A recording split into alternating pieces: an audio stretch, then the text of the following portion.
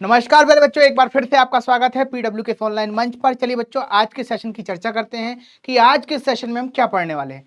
बच्चों, आज के सेशन में ना हम पढ़ने वाले हैं भगवान राम से जुड़ी हुई कुछ श्लोक, यानी कि आज का जो हमारा चैप्टर होगा उस चैप्टर के अंदर संस्कृत के चैप्टर के अंदर पुरुषोत्तम रामा नाम के इस चैप्टर को हम पढ़ने वाले हैं। और इस चैप्टर में ना हम पढ़ने वाले हैं राम के गुण, यानी कि राम की क्या क्या विशेषताएं थी, राम का जो स्वभाव था, राम का जो चरित्र था, उसे श्लोकों के माध्यम से उतारा गया है। तो इन्हीं तमाम तरीके के श्लोकों को हम पढ़ने वाले हैं, सीखने वाले हैं। चलिए बच्चा, सेशन की शुरुआत करते हैं। सबसे पहले ना बेटा हम जानेंगे सेशन को कि भाई इसके प्रश्नोत्तर थोड़ी, यानी कि यहाँ पर हम श्लोक के भावार्थ को समझेंगे और फिर बढ़ेंगे प्रश्नोत्तरों की तरफ। तो चलिए बच्चा, शुरुआत करते हैं। प्रश्न कुछ इस प्रकार से, श्लोक कुछ इस प्रकार से है। इक्ष्वाकु वंशो प्रभो रामो नाम जन श्रुता नित्यात्मा महावीर्यो धुतिमान धृतिमान वशी।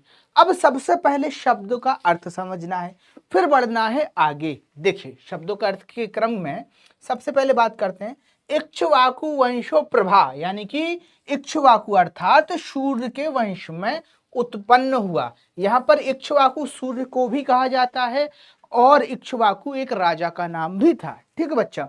फिर देखो दूसरी बात क्या कही जाती है, जने यानी कि जन या लोगों द्वारा, श्रुता यानी कि सुना गया है। ठीक है, श्रुता मतलब, श्रुत मतलब होता है सुनना। ठीक है, श्रुता मतलब सुना गया। ठीक है, महावीर्यो यानी कि महान बलशाली थे। ठीक है, नियतात्मा मतलब आत्म संयमी। ठीक है, नियतात्मा मतलब जो स्वयं के द्वारा नियमित हो या स्वयं के द्वारा निर्धारित हो, उसे कहा जाता है नियत आत्मा या नियात्मा। ठीक है, फिर देखिए अगला शब्द क्या है, धृतिमान मतलब तेज से युक्त या कांतिमान, जिसके शरीर में तेज हो। धृतिमान मतलब धैर्यवान हो। वशी का अर्थ होता है इंद्रियों को जीतने वाला। ठीक है, अब इसके अर्थ पर बात करते हैं कि भैया इक्ष्वाकु वंश में राम नाम का कोई व्यक्ति या राम नाम के एक महान व्यक्ति का जन्म हुआ था, ऐसा लोगों के द्वारा हमने सुना है। और वो कैसे थे, ऐसे थे कि नियतात्मा मतलब नियतात्मा थे। ठीक है, स्वयं को नियंत्रित करते थे। महावीर थे मतलब बहुत ज्यादा शक्तिशाली थे। धृतिमान थे मतलब तेज से युक्त थे। धृतिमान थे। ठीक है, और वशी थे यानी कि अपनी इंद्रियों को भी वश में रखा करते थे। अब देखो बेटा, अगर संदर्भ लिखना पड़े तो इस तरीके से लिख सकते हैं कि प्रस्तुत श्लोक हमारी पाठ्य पुस्तक के अंतर्गत संस्कृत खंड के पुरुषोत्तम रामा नामक अध्याय से लिया गया है। इसमें मर्यादा पुरुषोत्तम भगवान राम के गुणों का वर्णन किया गया है। ठीक है, अब देखो इतना लिख लोगे तो क्या हो जाएगा कि भैया संदर्भ आपका लिखा गया, एक अंक तो आपको मिलेगा ही मिलेगा। ठीक है, देखो वैसे तो संदर्भ 2 अंक का है। ठीक है, लेकिन अगर मैं मान के चलूं कि तुम थोड़ा कुछ भूल भी जाओ तभी 1 अंक तो मिला। ठीक है, तो वो भी कम है क्या। ठीक है, चलिए आगे बढ़ते हैं, फिर बात करते हैं व्याख्या की। लोगों द्वारा राम नाम से सुने हुए इक्ष्वाकु वंश में उत्पन्न, आत्मा को वश में रखने वाले, महान वीर, कांतिमान, धैर्यवान एवं अपनी इंद्रियों को वश में रखने वाले राम हैं। ठीक है, कि भाई लोगों ने ऐसा कहा है कि इक्ष्वाकु वंश में राम नाम से एक व्यक्ति उत्पन्न हुए, एक राजा उत्पन्न हुए। ठीक है, और वो राजा के गुण कैसे थे कि भाई अपनी आत्मा को संयम में रखने वाले थे, अपनी आत्मा को काबू में रखने वाले थे, इसलिए कहा गया नियतात्मा, कि भाई अपनी आत्मा को काबू रखने वाले थे। महावीरों मतलब बहुत महान वीर थे, बहुत ज्यादा शक्तिशाली थे। ठीक है, फिर धृतिमान मतलब बहुत ज्यादा धृति थी, यानी कि तेज बहुत ज्यादा था। धृतिमान मतलब संयमी भी थे। और वशी मतलब अपनी चीजों को, अपनी इंद्रियों को वश में भी रखा करते थे। ठीक है बच्चा, चलिए बढ़ते हैं अगले श्लोक की तरफ। अगला श्लोक इस प्रकार से है, बुद्धिमान नीतिमान वाग्मी श्रीवाम शत्रु निवहरणम विपुलांशो महाबाहु कंबुग्रीवो महाहनु। तो भैया बुद्धिमान होता है मतलब जिसमें बुद्धि हो, जो बुद्धि से युक्त हो, से बुद्धिमान कहते हैं। नीतिमान मतलब जो नीति से युक्त हो, जिसको तमाम तरीके की बातचीत नीति आती हो।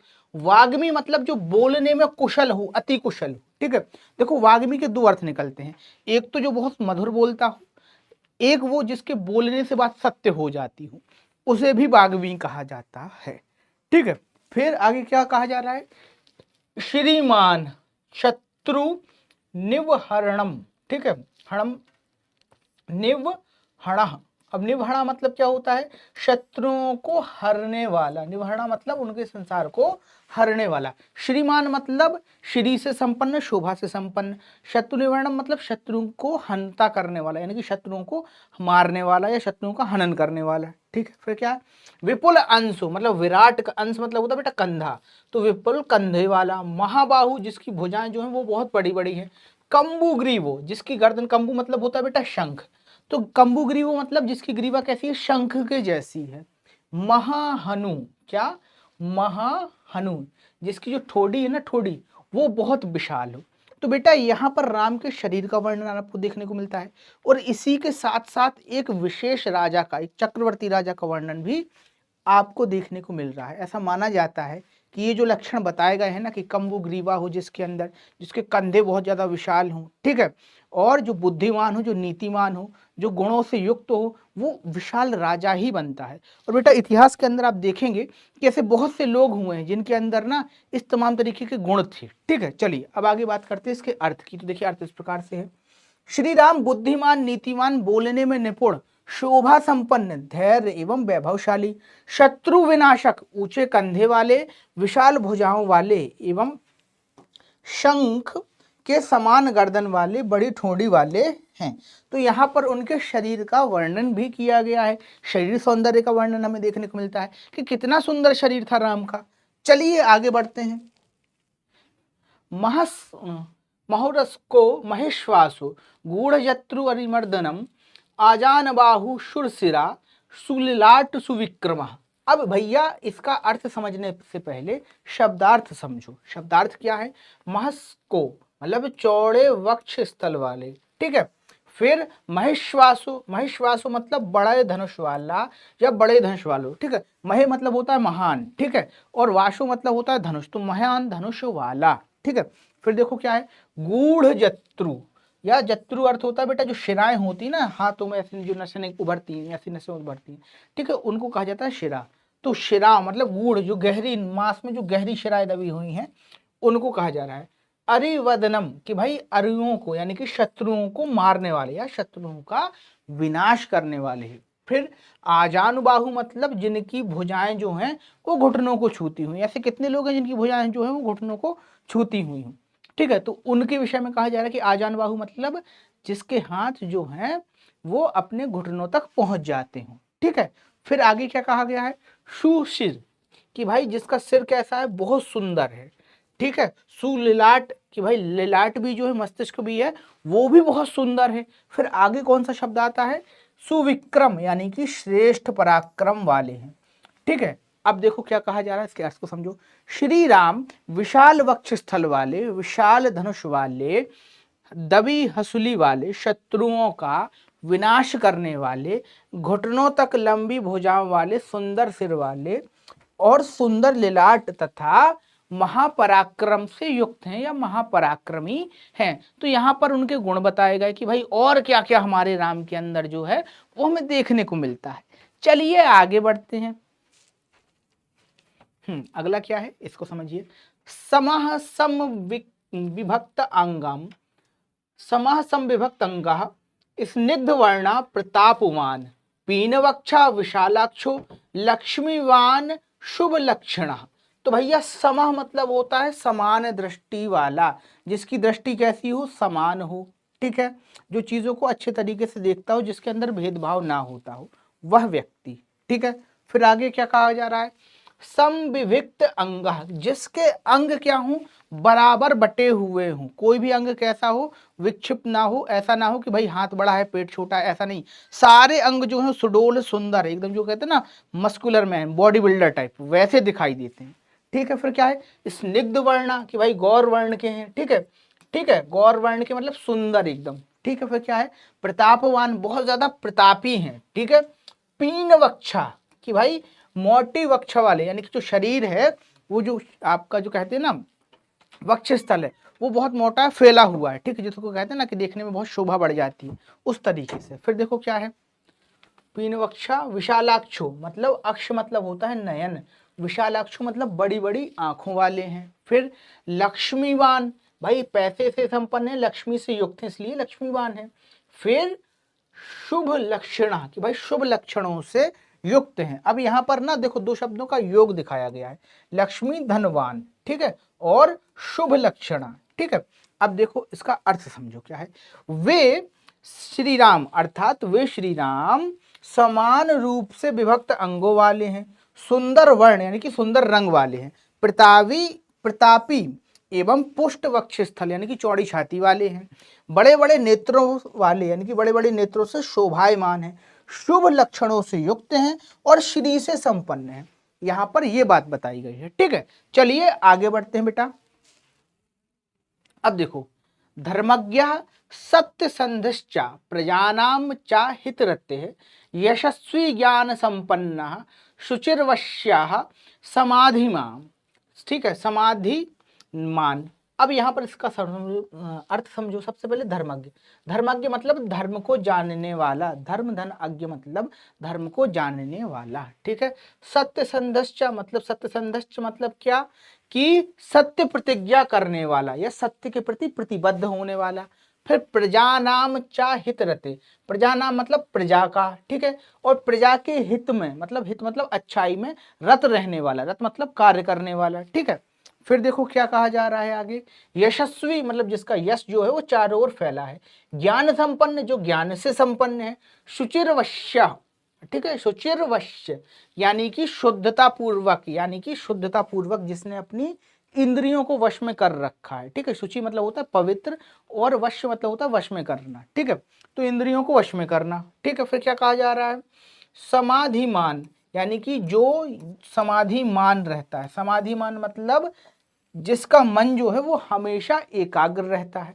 अब इसका अर्थ क्या बनता है, इस चीज को समझो कि राम जो है ना वो धर्मज्ञ है, सत्य के प्रति कर्मबद्ध है यानी कि सत्य के प्रति प्रतिज्ञाबद्ध है कि सत्य का पालन करेंगे। फिर प्रजा के हित में हमेशा कार्य करते रहते हैं, प्रजा नाम चा हित रहते, कहा भी जा रहा है कि प्रजा के हित में, प्रजा के कल्याण में हमेशा लगे रहते हैं। फिर क्या कहा जा रहा है, यशस्वी ज्ञान संपन्न शुचिर्वश्या समाधिमान, कि भाई यशस्वी हैं और ज्ञान से संपन्न है, उनके यश का जो प्रताप है वो चारों ओर फैला है, अपने ज्ञान से संपन्न है और शुचि मतलब शुद्ध है, इंद्रियों को वश में करके रखा है, और इसके साथ साथ समाधिमान भी है। समाधिमान मतलब अपने मन को काबू में करके रखा है, योग की वृत्ति जो है उनके अंदर बहुत स्ट्रांग है, ठीक है। अब देखो इसका अर्थ कैसे बनता है, श्री राम धर्म के ज्ञाता, सत्य प्रतिज्ञा वाले तथा प्रजा के हित में लगे रहने वाले हैं, यशस्वी ज्ञानी पवित्र जितेंद्रिय और मन को एकाग्र करने वाले हैं। तो यहाँ पर बेटा इसका अर्थ भी हमने समझा। चलिए आगे बढ़ते हैं और आगे बढ़ते हुए चर्चा करते हैं श्लोक क्रमांक 6 पर।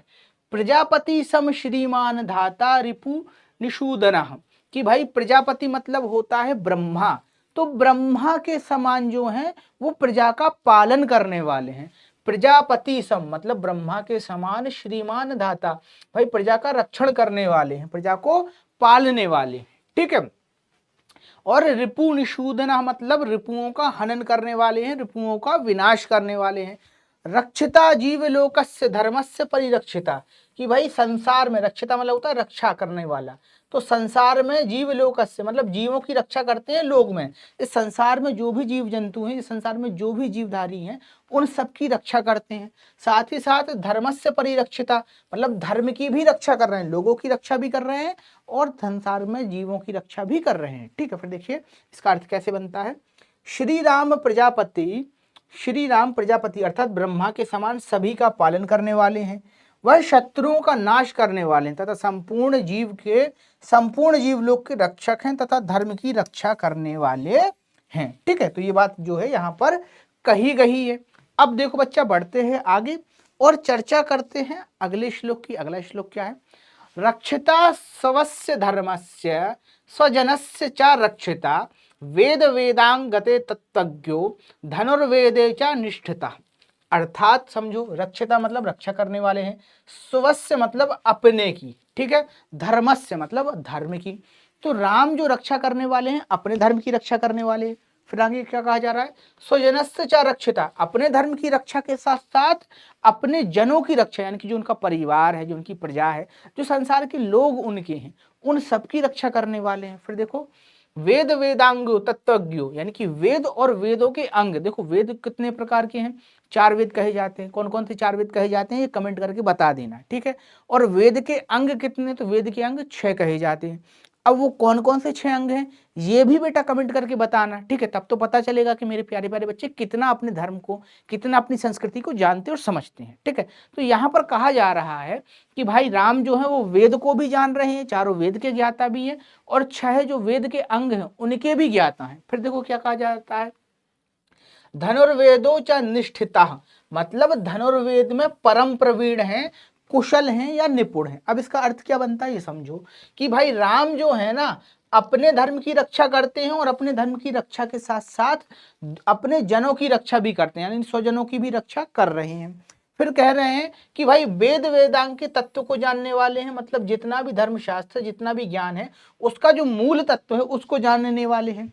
और उसके साथ साथ धनुर्वेद, यानी कि धनुर्विद्या के बहुत ज्यादा प्रवीण और निष्ठ जो हैं वो रति व्यक्ति हैं, कि भाई धनुर्विद्या में बहुत ज्यादा प्रवीण है। ठीक है बच्चा, चलिए आगे बढ़ते हैं। अब देखिए, सर्वशास्त्र तत्वज्ञ, स्मृतिमान प्रतिभावान, कि भाई सभी, सर्व मतलब होता है सभी, शास्त्र मतलब होता है ग्रंथ, और तत्वज्ञ मतलब सभी शास्त्रों की जो तत्व है, जो मूल बात है, जो गूढ़ बात है उसको जानने वाले हैं। स्मृतिमान मतलब होता है कि जिसकी मेमोरी बहुत शार्प होती है, ठीक है, जो चीजों को बहुत ज्यादा याद रख सकता है वो।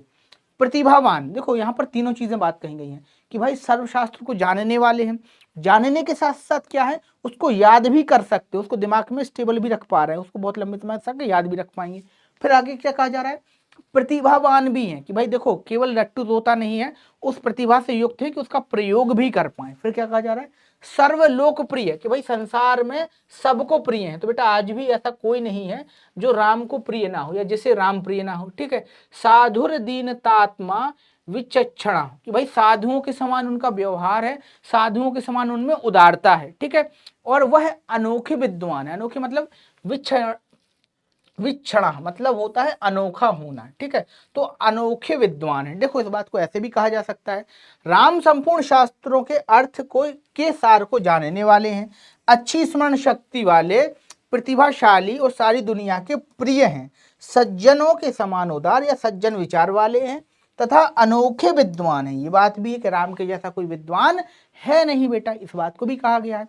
चलिए आगे बढ़ते हैं, अगला क्या है इस बात को समझ लेते हैं।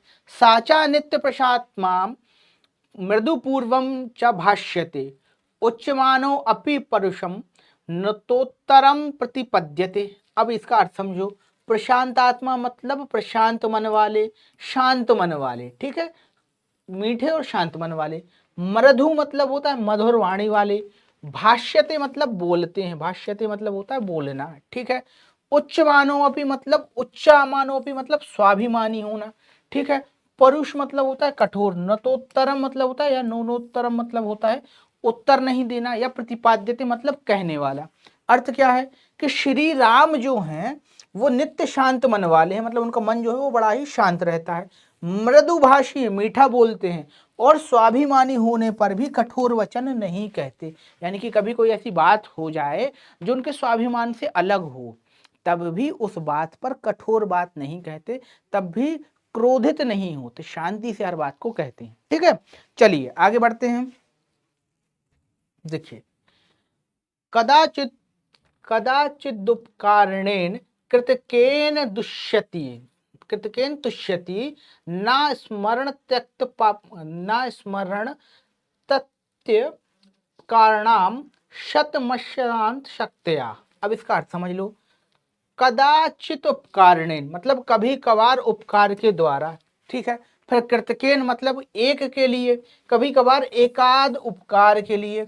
तुष्यते मतलब कभी कभार जब व्यक्ति से एकाद उपकार भी हो जाता है तो उस पर भी तुष्य यानी कि संतुष्ट हो जाते हैं। फिर क्या है, स्मरण या स्मृति अपकारणम, कि भाई जो अपकार हमसे हो गए, जो बुरी बात हमसे हो गई, जिस बात का हमने विरोध कर दिया, उसको भी क्या कर देते हैं, शतमप्यताम शक्तया, कि शत अपि आत्मशक्तया, यानी कि यहाँ पर देखो बेटा 3 शब्द जो है वो आपस में जुड़े हुए हैं। अपनी आत्मशक्ति से ऐसी 100 गलतियों को, ऐसे 100 अपकारों को भी भूल जाते हैं। ये बात जो है वो कही जा रही, ठीक है। अर्थ क्या बनता है ये समझो, यदि कोई एक उपकार कर देता है तो वे यानी कि कौन, श्री राम, उसी से संतुष्ट हो जाते हैं। अपनी आत्मशक्ति के कारण किसी के द्वारा किए गए 100 उपकारों को भी वह याद नहीं रखते। तो ठीक है, यहाँ पर राम का ये वाला प्रभाव जो है वो बताया जा रहा है। चलिए बच्चा बढ़ते हैं अगले श्लोक की तरफ। तो अगला श्लोक इस प्रकार से है, सर्व विद्या व्रत स्थानो यथावत सांग वेदवित, यथावत सांग वेदवित, ठीक है। सर्व विद्या व्रत स्थानो मतलब जो सर्व मतलब होता है सारी, विद्या मतलब होता है विद्याएं, ठीक है, यानी कि गुण, ठीक है, जो उस समय सिखाया जाता था। स्थानो मतलब क्या होता है भैया, तो स्थानो मतलब देखो, यथा मतलब सर्व विद्या स्थावनम, सर्व विद्या व्रत, ठीक है, सारी विद्याओं को जानने वाले हैं, ठीक है, या सारी विद्याओं में पारंगत हैं। यथावत मतलब जैसा होना चाहिए वैसा विद्वान, ठीक है, केवल कहने का विद्वान नहीं, प्रकांड विद्वान जिसको कहा जाता है वो, ठीक है। फिर देखो सांग वेदित, सांग वेद विदित, ठीक है, कि भाई छहों वेद के जो 6 अंग हैं, ठीक है, न्याय सांख्य वेद मीमांसा, ठीक है, उत्तर मीमांसा पूर्व मीमांसा, ठीक है, योग जो है ना, इन छयों के जो वेद के अंग कहे जाते हैं उसके परम विद्वान हैं, ठीक है। फिर क्या कहा जा रहा है, अमोघ, अमोघ मतलब जो कभी चूकता नहीं है, हर्ष यानी कि खुशी, कालवित मतलब तीनों काल। अब इसका अर्थ समझो, क्या अर्थ है इस बात को समझो, शब्द तुम समझ ही गए, अर्थ समझना है कि भाई श्री राम सभी विद्याओं में पारंगत हैं, उसी प्रकार वेद के 6 अंगों के ज्ञाता हैं, उनका क्रोध और हर्ष दोनों कभी भी निष्फल नहीं होने वाला है, वे त्यागी और संयमी हैं, अर्थात किस समय त्याग करना है और किस समय संयम को धारण करना है, ये दोनों बातें वो जानती है। तो बेटा ऐसा जो व्यक्ति है ना बहुत कम दिखता है कि उसको ये भी पता हो कि कितना संयम रखना है और कितना त्याग करना है, ठीक है। फिर देखो आगे क्या कहा जा रहा है, इनको अच्छे ढंग से जानते हैं तथा ये तीनों काल के ज्ञाता हैं, यानी कि तीनों काल को जानते हैं, भूत भविष्य वर्तमान तीनों काल को जानने वाले भी हैं। तो इस तरीके से बेटा इस चैप्टर का जो मूल अर्थ था, इस चैप्टर के जो श्लोक थे उनका अर्थ हमने समझा। मिलते हैं बेटा अगले सेशन में कुछ नया लेकर, कुछ खास लेकर, तब तक के लिए बने रहिए पीडब्ल्यू परिवार के साथ। धन्यवाद।